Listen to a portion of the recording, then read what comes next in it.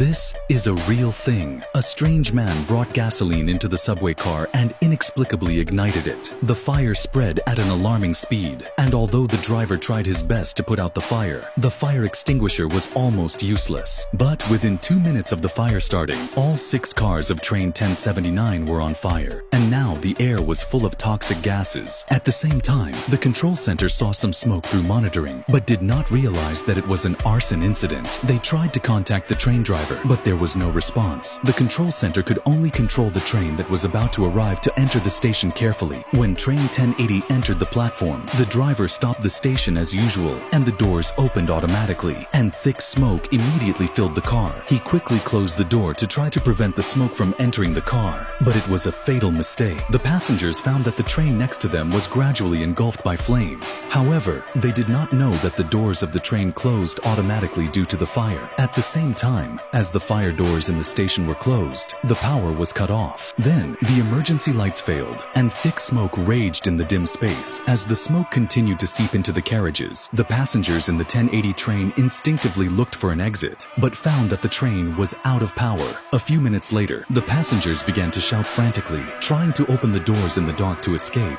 but the toxic gas gradually made them lose consciousness. At this time, the 6 carriages of the 1079 train had been completely engulfed by the flames, and those passengers who had successfully escaped were also blocked by the fire doors in the darkness and smoke. At this time, the driver of the 1080 train once again informed the passengers through the radio to stay calm, and the power would be restored soon, and the train could leave at that time. Unfortunately, it was because of the driver's 2 wrong decisions that most of the 140 passengers in the carriage fell into a coma. Although firefighters rushed to the scene after receiving the alarm, they were unable to put out the fire immediately. When the firefighters entered the carriage to search and rescue, all 140 passengers trapped in the carriage were reduced to ashes, and another 52 people died on the platform. After analysis, train number 1080 should not have been told to enter the station, and the 2 train drivers were held accountable for major mistakes, while the culprit who caused the disaster was sentenced to life imprisonment for arson and murder.